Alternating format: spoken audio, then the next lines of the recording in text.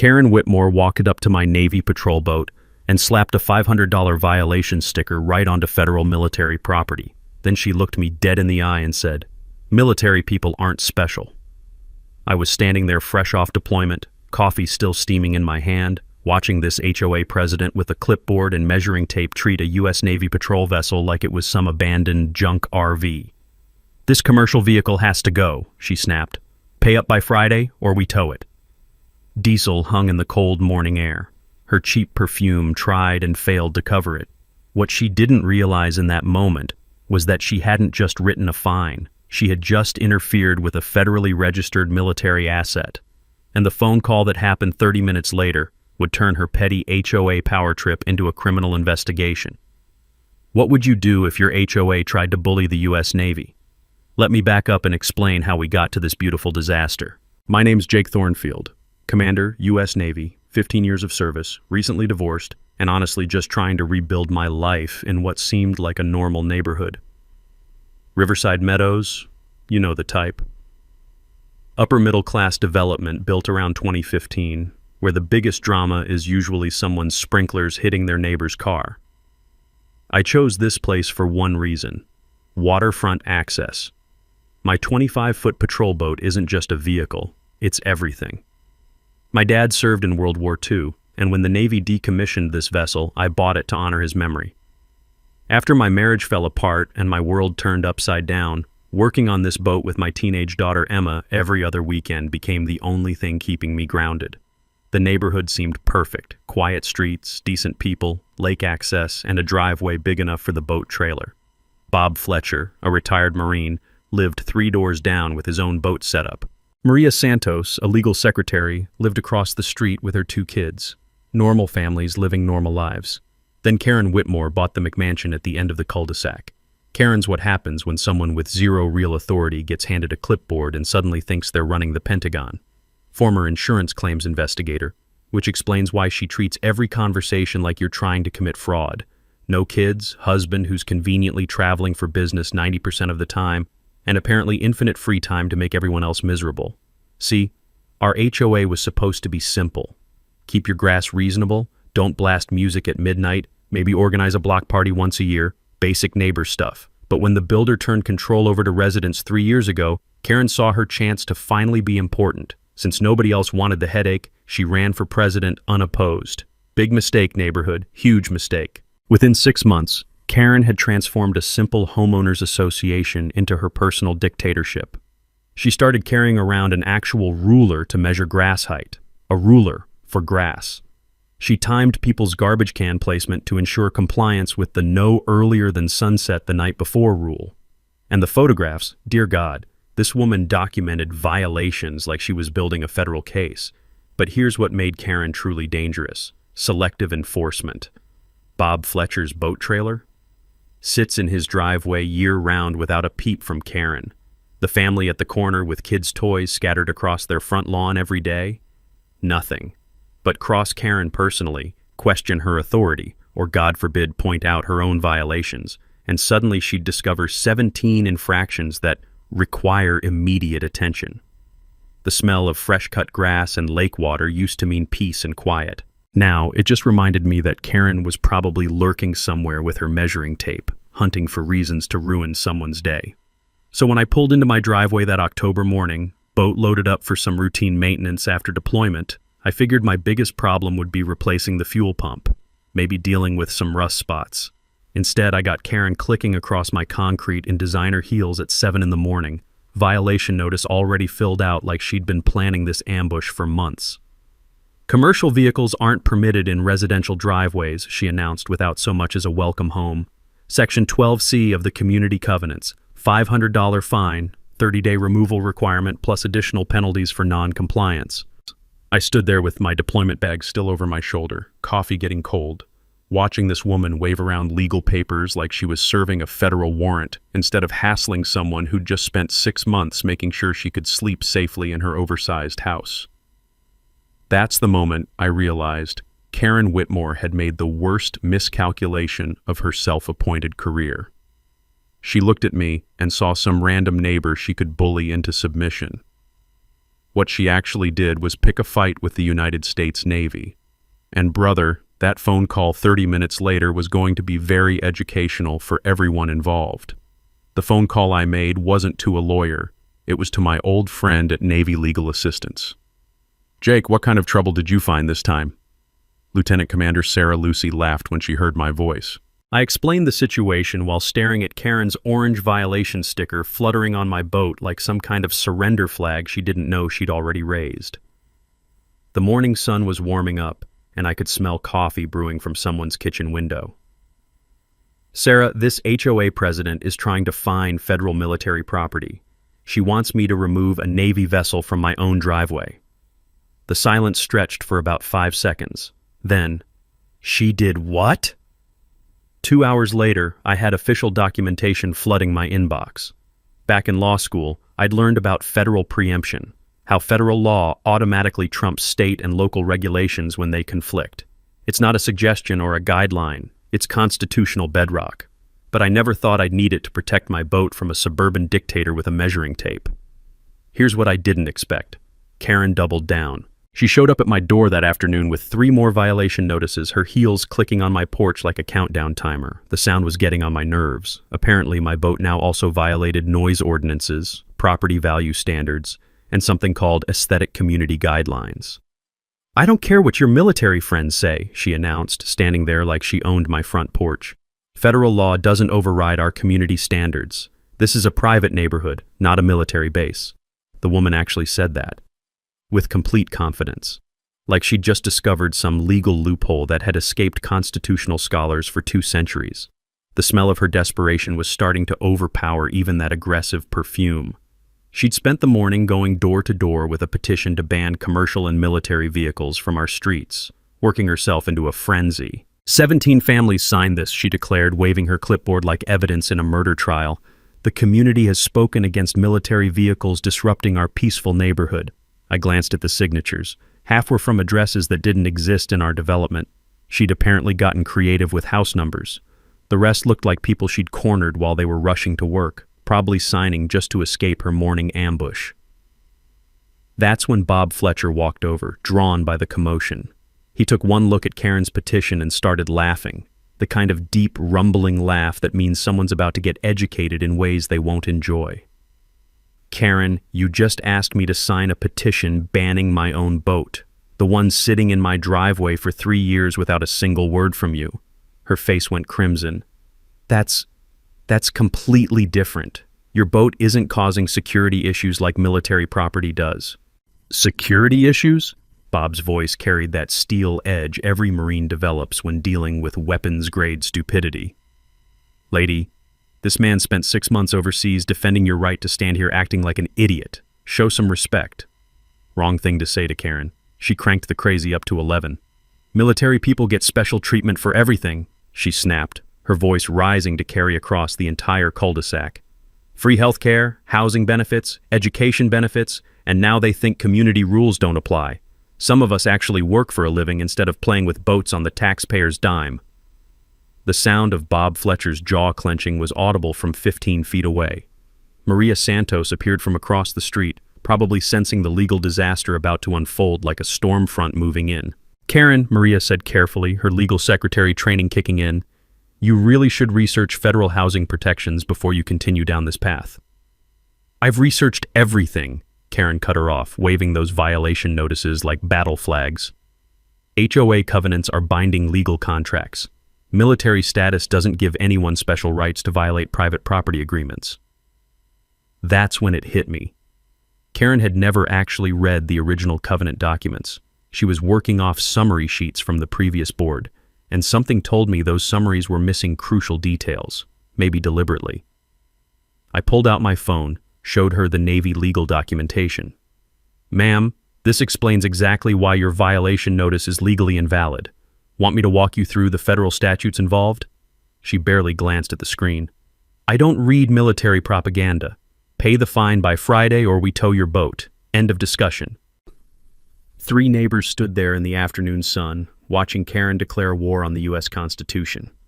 Someone's barbecue smoke drifted over from the next street, normal people having normal weekend afternoons while our HOA president was busy committing career suicide. That evening, another certified letter arrived. Karen had escalated from simple violation to threatening seizure of federal property. She still had absolutely no clue what she'd just unleashed. Karen's next move proved she'd completely lost whatever grip on reality she'd started with. Monday morning, I woke up to find city code enforcement in my driveway. A tired-looking inspector named Rodriguez was walking around my boat with a clipboard, shaking his head like he couldn't believe he'd been called out for this. "You Commander Thornfield?" he asked, already sounding apologetic. "That's right. I'm guessing Karen Whitmore sent you?" He sighed. "She filed a complaint claiming you've got an abandoned commercial vehicle violating city ordinances. Said it's been here for months without registration." He glanced at the giant U.S. Navy painted across the hull. "Sir, I've got to ask, is she serious?" I handed him the federal documentation. Rodriguez took one look, pulled out his phone, and made a call that ended Karen's code enforcement career before it started. "Ma'am, this is Inspector Rodriguez. That complaint you filed? The vehicle in question is federal military property with proper registration. No, I cannot issue a violation. Because it's the U.S. Navy, ma'am. Yes, I'm sure." The sound of him hanging up echoed across the driveway. "Commander, I apologize for wasting your time. That woman's been calling our office twice a day for a week." But Karen wasn't done. She'd also contacted our homeowner's insurance company. That afternoon, I got a call from my agent. "Jake, I've got some lady claiming your boat is a safety hazard affecting the entire neighborhood's coverage. She says you're storing hazardous materials and military weapons." I laughed. "Military weapons? It's a patrol boat, not a destroyer. The most dangerous thing on board is probably expired flare guns." "Yeah, I figured, but she's demanding we drop your coverage or raise everyone's premiums. She's also threatening to sue the insurance company for enabling dangerous military activities in civilian areas." Here's something I learned during my divorce proceedings.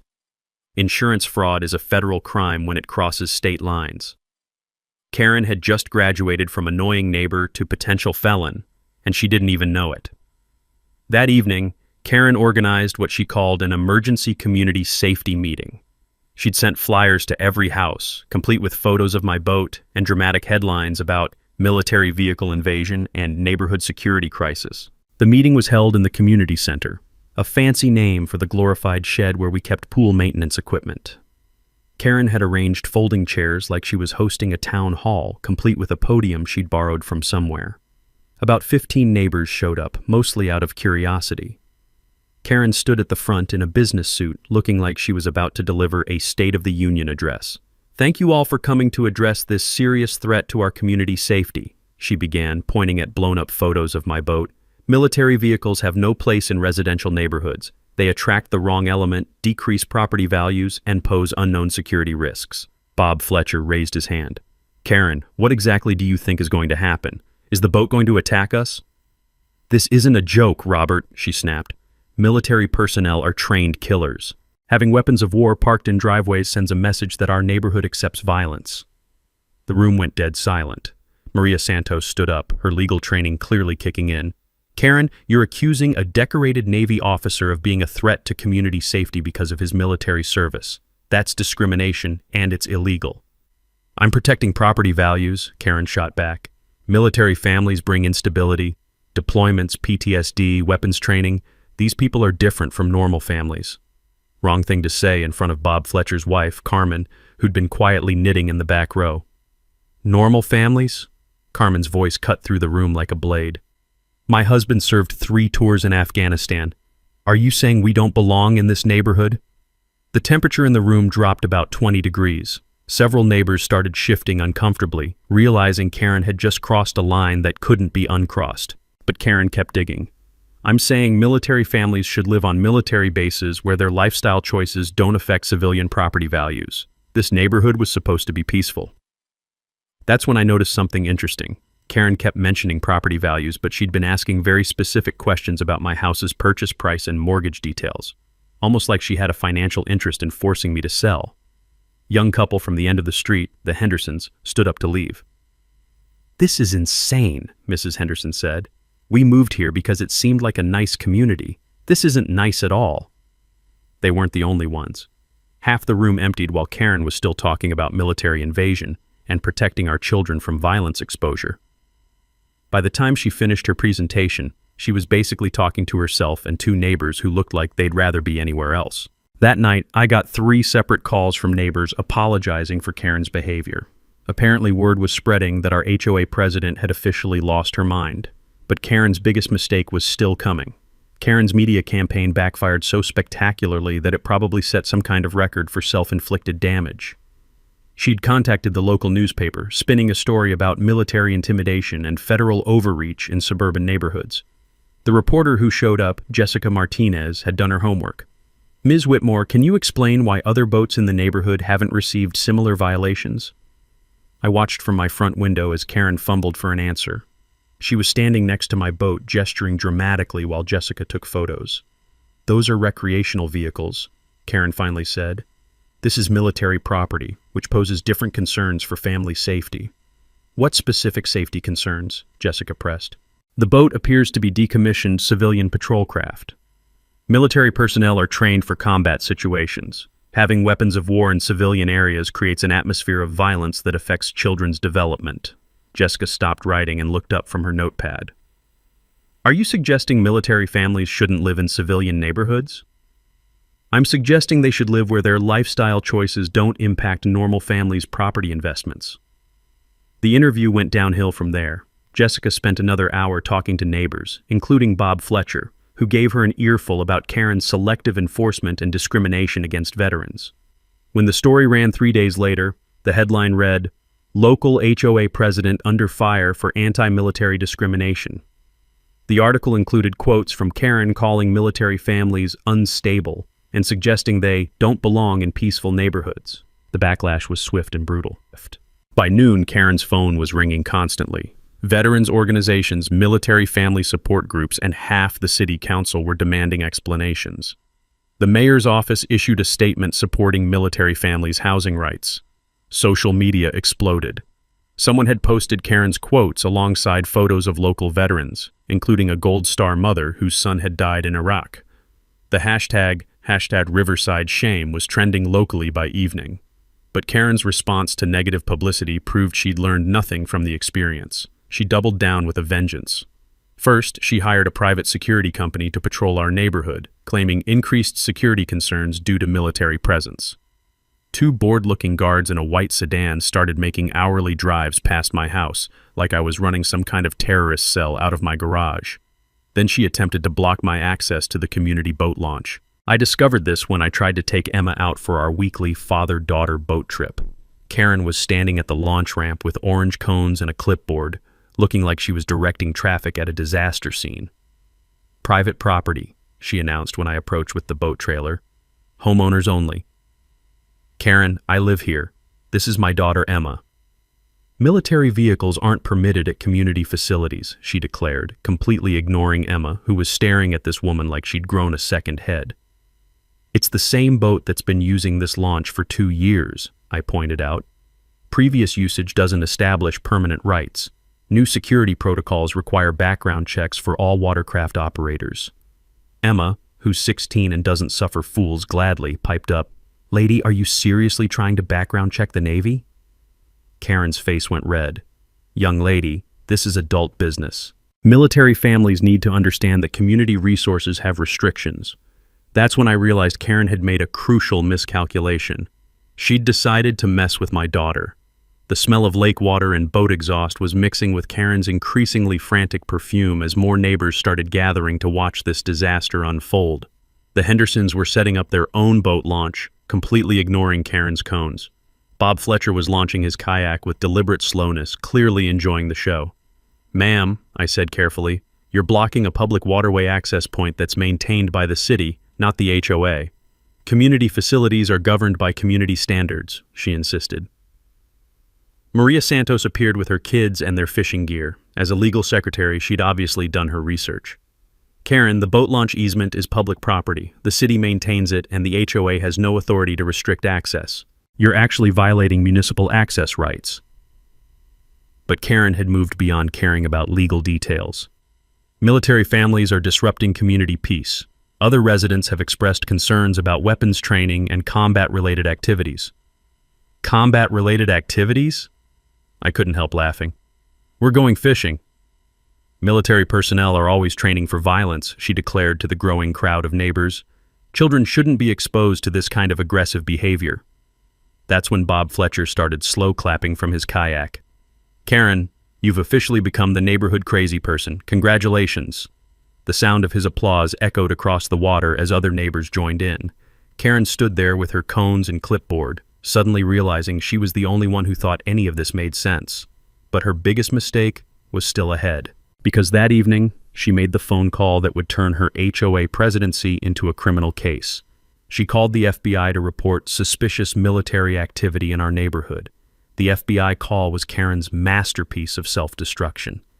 Agent Patricia Wells showed up at my door Friday morning, looking exactly like someone who'd been dragged away from real work to deal with a suburban lunatic.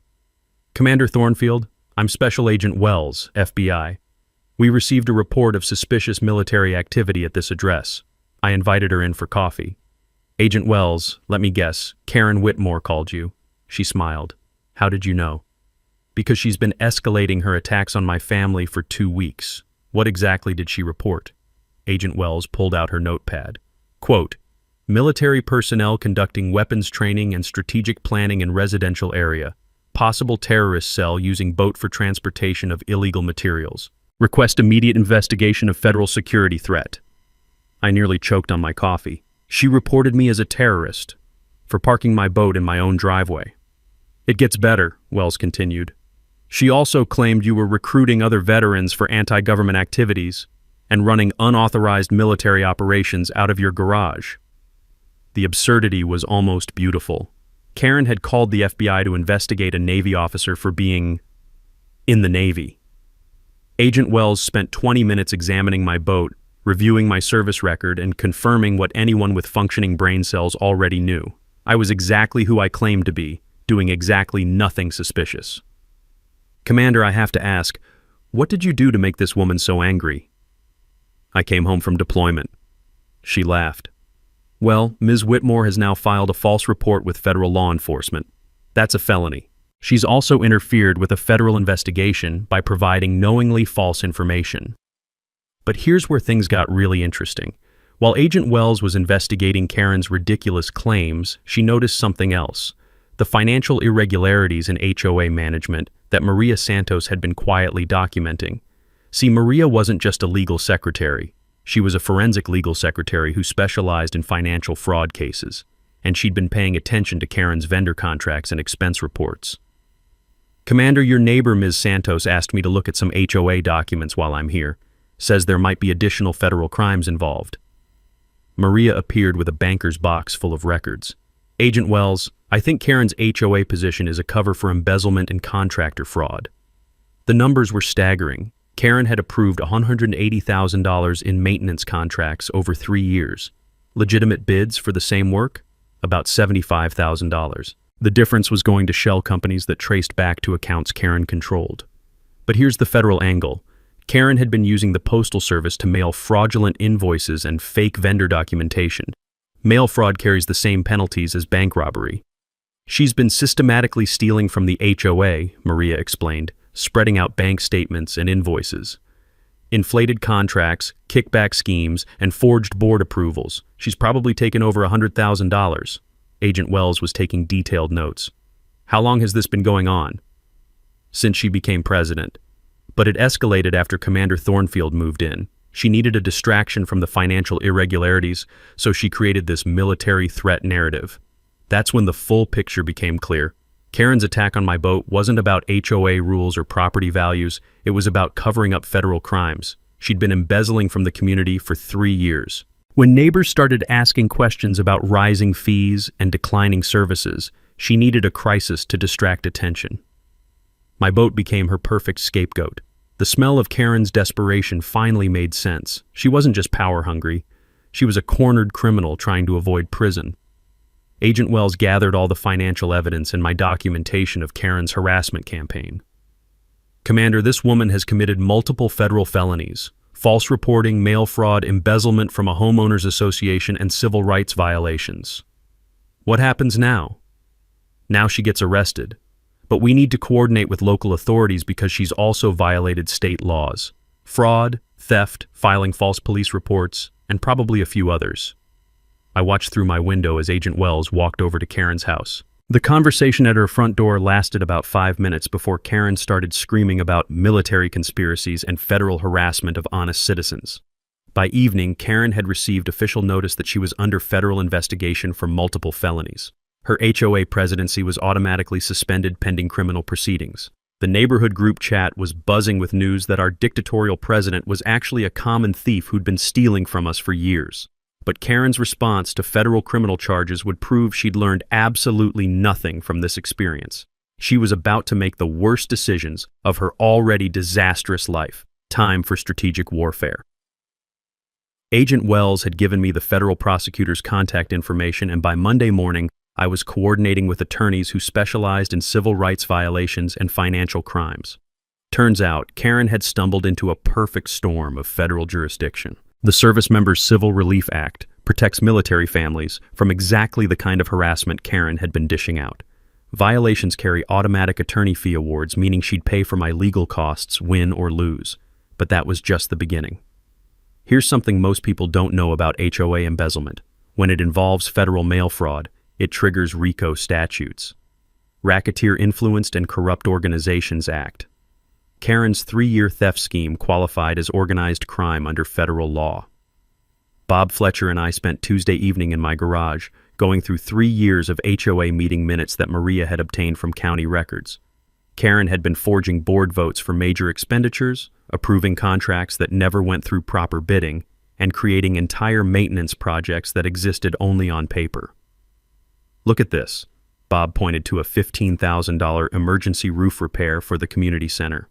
That roof was replaced 6 months ago for $4,000.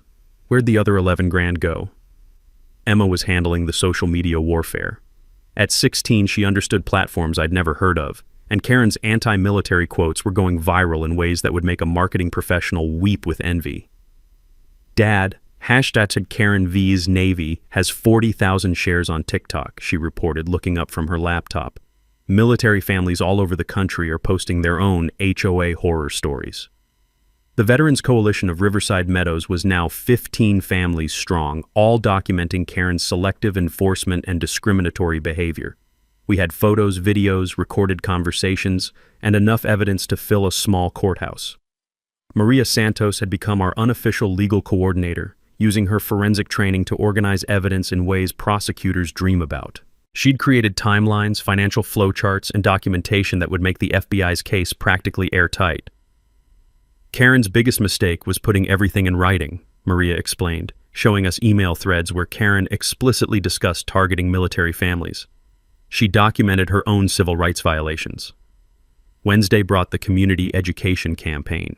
I hosted Know Your Rights seminars for military families, teaching them about federal housing protections and HOA governance requirements. Turns out, Karen had been violating veterans' rights for years, but nobody knew enough law to challenge her. Here's what civilian families don't understand about military housing rights. The Service Members Civil Relief Act isn't just about deployment protection. It covers discrimination, harassment, and retaliation against military families. Karen had violated federal law so many times we needed spreadsheets to track it all. The forensic accountant Maria had recommended found additional irregularities that even surprised us.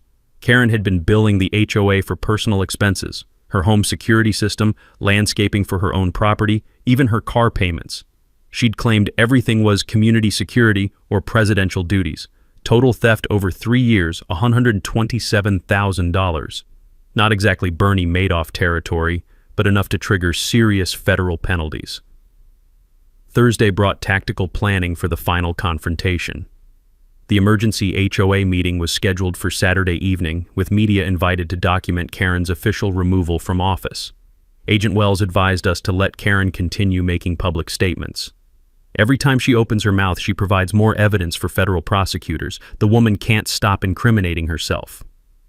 The local VFW commander offered organizational support and media contacts. Military Times wanted to interview me about HOA discrimination. The American Legion was preparing a statement about veterans' housing rights, but our secret weapon was timing.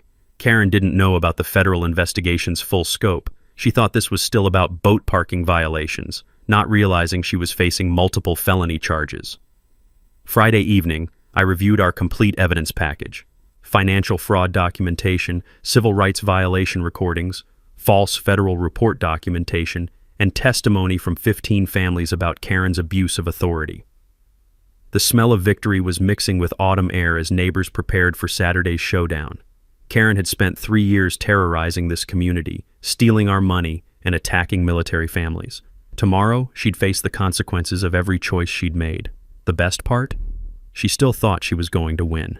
Karen's response to federal criminal charges was to hire the most expensive lawyer in 3 counties and declare total war on everyone who'd opposed her.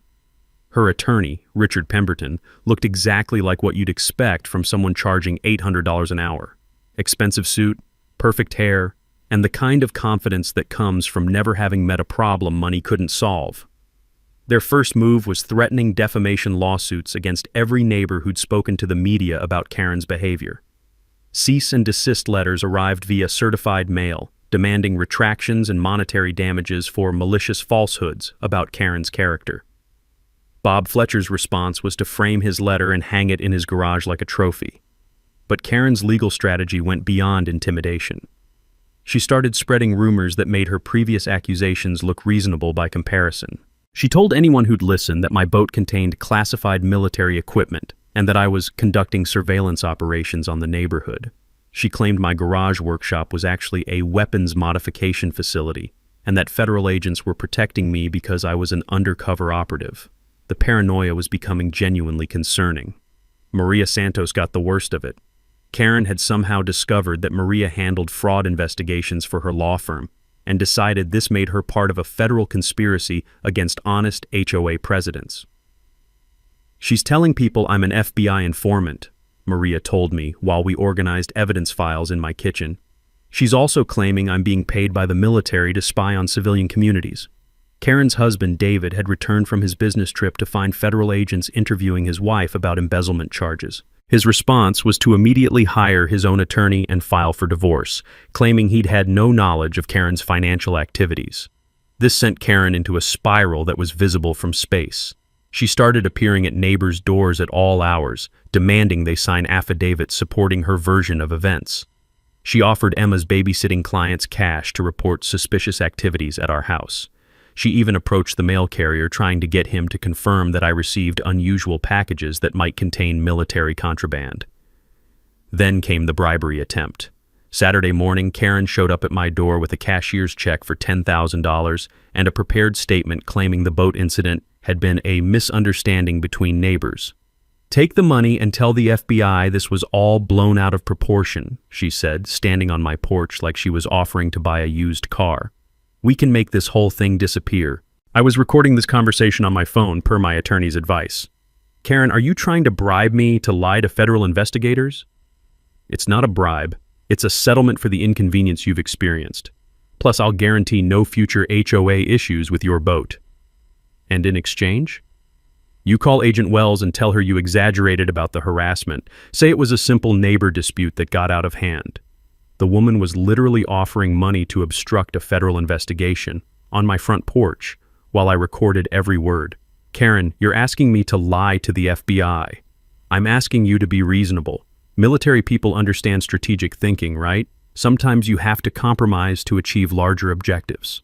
The conversation lasted 12 minutes and provided enough evidence for additional federal charges. Karen had just graduated from embezzlement and false reporting to attempted bribery and obstruction of justice. But her crowning achievement in self-destruction was still coming.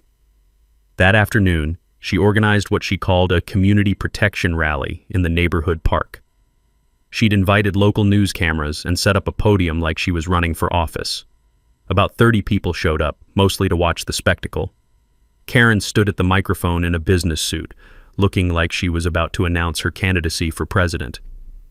"Citizens of Riverside Meadows," she began, "we're under attack by federal forces using military families as cover for surveillance operations." Bob Fletcher started laughing so hard he nearly fell off the picnic table. "Laugh if you want," Karen continued, "but ask yourselves why the FBI showed up immediately when I questioned one military vehicle. Ask why federal agents are protecting someone who refuses to follow community rules. She went on for 20 minutes about government overreach, military conspiracies, and federal plots against honest homeowners. Local news broadcasted the whole thing live, providing Karen with enough rope to hang herself professionally, legally, and socially. The smell of her desperation was now mixed with complete delusion as she accused half the neighborhood of being federal informants. By evening, Karen's rally was trending on social media as an example of HOA presidents losing their minds. The video had been viewed 200,000 times, with comments ranging from hilarious to deeply concerned about Karen's mental state. But her final desperate act was still coming. Karen's last desperate gambit was vandalism. Tuesday night, my security cameras caught her sneaking across my driveway at 2 a.m. with what looked like a bottle of automotive paint stripper. She poured it along the side of my boat, apparently thinking she could damage it enough to justify her safety concerns. The acrid chemical smell woke me up around 3. I found streaks of acid burns along the hull, eating through the navy paint like some kind of corrosive nightmare. But here's what Karen didn't understand about security cameras. They record everything, including her license plate, her face, and the Home Depot receipt she'd thrown in my garbage can. Agent Wells arrived that morning with a crime scene photographer and enough evidence collection bags to process a murder. Commander, she just escalated from financial crimes to destruction of federal property. That's a felony enhancement. The paint stripper had caused about $3,000 in damage, but the federal angle made it serious. Vandalism of military property carries enhanced penalties, especially when it's part of an ongoing harassment campaign. Karen's response to being caught was to claim the boat had spontaneously deteriorated due to improper storage of hazardous military chemicals. She actually called the fire department to report a chemical leak from my garage. Fire Chief Martinez showed up with a hazmat team, looking like he'd rather be fighting actual fires than dealing with suburban psychosis. After finding nothing more dangerous than lawnmower fuel and boat maintenance supplies, he had some choice words for Karen about false emergency reports. "Ma'am, calling in fake hazmat situations wastes resources that could be needed for real emergencies. That's a misdemeanor charge and I'm filing it personally."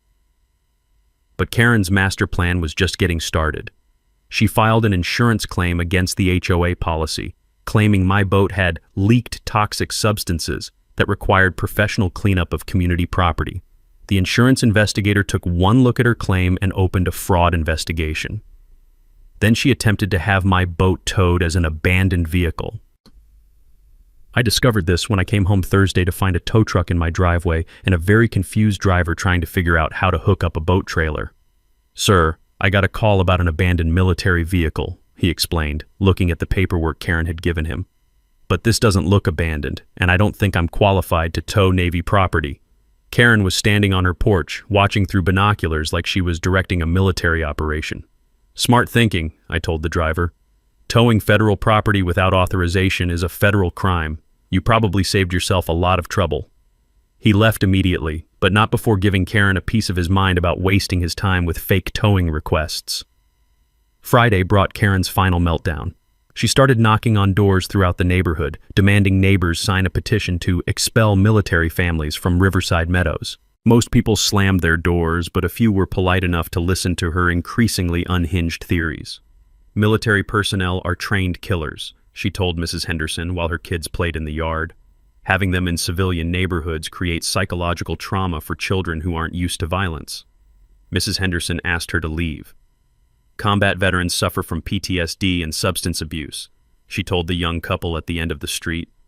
"Property values plummet when military families move in because banks know the risks." They called the police, but Karen's piece de resistance was calling Child Protective Services. She reported me for exposing a minor to dangerous military equipment and using a child to transport weapons across state lines. She claimed Emma was being militarized through boat trips and that I was training her for combat scenarios. The CPS investigator who showed up seemed genuinely embarrassed about the whole thing. "Mr. Thornfield, someone reported that you're, and I'm reading this directly, indoctrinating your daughter into military violence culture through boat-based combat training exercises." Emma, who was doing homework at the kitchen table, looked up and said, "She means fishing. We go fishing." The investigation lasted about 10 minutes and resulted in CPS filing a complaint against Karen for false reporting involving child welfare. By weekend, Karen had racked up charges for vandalism, false emergency reports, insurance fraud, filing false CPS reports, and attempted obstruction of justice. But the community had reached its breaking point. Saturday's emergency HOA meeting was packed beyond capacity. Media crews, federal agents, and neighbors who'd had enough of Karen's reign of terror were all gathering for what everyone knew would be the final confrontation. The smell of justice was finally in the air. Saturday evening, 6 p.m. The community center was packed like a concert venue. Every folding chair was occupied. Neighbors were standing along the walls, and local news crews had set up cameras to broadcast Karen's political execution live. Agent Wells sat in the back row with federal prosecutors, armed with enough criminal evidence to lock Karen up for years. Karen arrived 15 minutes late wearing her best business suit and carrying a banker's box of evidence, like she was about to deliver a closing argument that would vindicate her completely. She had no idea she was walking into her own funeral. "Thank you for coming to this critical community meeting," she began, positioning herself behind the podium like she was still in charge of something. "Tonight, we address the military invasion of our peaceful neighborhood and the federal harassment of honest citizens." Bob Fletcher raised his hand. "Karen, are you seriously still talking?" She ignored him. "For weeks, I've been subjected to persecution for enforcing community standards. Federal agents have been called in to intimidate a citizen who dared to question military privilege." Maria Santos stood up with a stack of financial documents. "Karen, before you continue embarrassing yourself, would you like to explain where $127,000 in HOA funds went over the past 3 years? The room went dead silent. Karen's face shifted through several colors before settling on pale green. Those are routine operational expenses that civilian neighbors don't understand. Operational expenses like your car payments? Maria pressed. Your home security system? Your personal landscaping bills? Karen's attorney, Pemberton, was furiously scribbling notes and looking like he wanted to crawl under his chair. Community security requires comprehensive protection, Karen insisted. As president, my personal safety ensures continuity of governance. That's when Agent Wells stood up. Ms. Whitmore, I'm Special Agent Wells, FBI. You're under arrest for mail fraud, embezzlement, filing false federal reports, civil rights violations, and obstruction of justice. The sound of handcuffs clicking echoed through the dead silent room. You have the right to remain silent, Wells continued as Karen's face went from green to ash white. Anything you say can and will be used against you in federal court. Karen tried one last desperate play. This is federal harassment. I'm being persecuted for protecting civilian families from military intimidation. Ma'am, you called the FBI to report a Navy officer as a terrorist for parking his boat in his own driveway, Wells replied.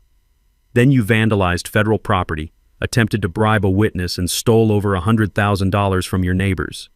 The room erupted in applause as Wells escorted Karen toward the exit in handcuffs.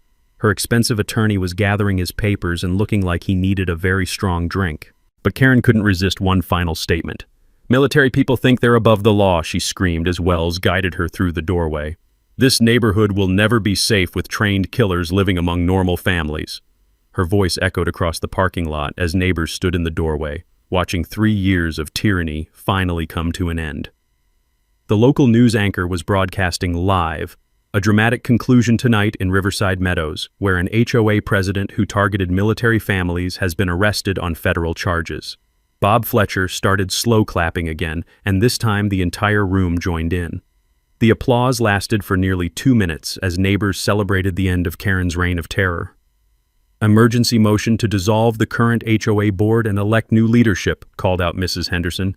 Seconded, shouted about 15 voices simultaneously. The vote was unanimous, 47 in favor, 0 opposed, 1 abstention from Pemberton, who was probably calculating his legal bills. But the real victory speech came from 8-year-old Tommy Santos, Maria's youngest son, who raised his hand and asked, "Does this mean the crazy lady won't yell at us anymore?" The laughter that followed could probably be heard 3 blocks away. Emma was live streaming the whole thing for her TikTok followers, providing running commentary about HOA Karens getting arrested for messing with military families. Karen vs. Navy was trending nationally within an hour. As neighbors filed out into the evening air, there was a feeling I hadn't experienced in months. Peace. The smell of autumn leaves and lake water wasn't tainted with Karen's perfume and desperation anymore. Maria Santos approached me with a group of neighbors. "Jake, we'd like you to consider running for HOA president, someone who actually understands service and community." Agent Wells handed me her card as she left. "Commander, your case is going to be cited in civil rights training for years. Thank you for documenting everything so thoroughly." Karen Whitmore had finally learned what happens when you pick a fight with the United States Navy.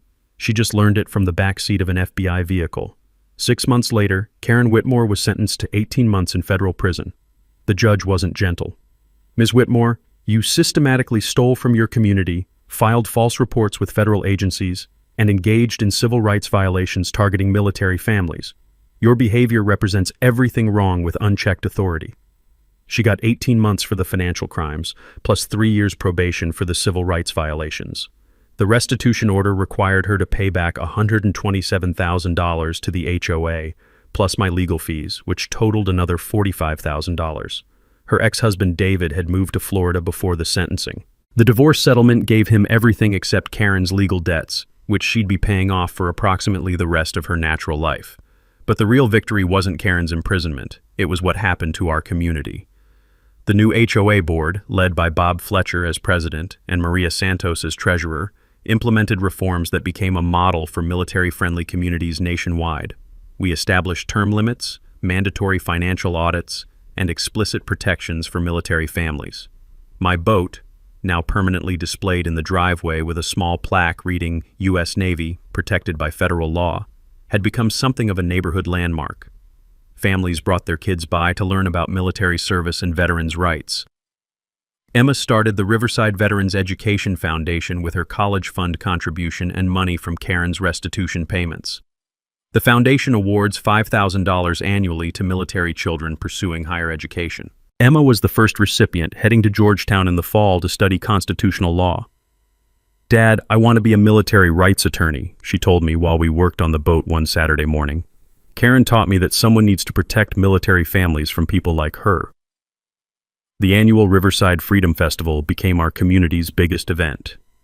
Military families from across the region attend to celebrate service and educate civilians about veterans' rights. My boat serves as a floating stage for guest speakers, including federal judges who cite our case in military housing discrimination rulings. The smell of barbecue smoke and lake water now carries sounds of children playing and families laughing instead of Karen's heels clicking on concrete with violation notices. Maria Santos and I started dating 6 months ago. Turns out, fighting federal crimes together is a pretty solid foundation for a relationship. She moved into my guest house last month, bringing her kids and creating the kind of blended family that actually works. My mother, who'd been living in assisted care, moved into the renovated guest apartment. Having her close by for Emma's senior year, watching 3 generations work together on the boat, feels like everything I was fighting for finally came together. Bob Fletcher was re-elected HOA president unanimously. His first official act was establishing the Karen Whitmore Memorial Stupid Rule, which automatically voids any HOA regulation that discriminates against military families. The legal precedent from our case led to federal legislation strengthening military housing protections. The Thornfield protocols are now mandatory training for HOA management companies, and Karen's arrest video is used in civil rights seminars across the country. Karen's house sold to a young Air Force family at below market price. Staff Sergeant Williams and his wife Jessica have 2 kids and a dog, and they use their driveway for everything Karen would have hated: kids' bikes, a motorcycle, and occasional visits from Jessica's brother, who drives a very large Army truck.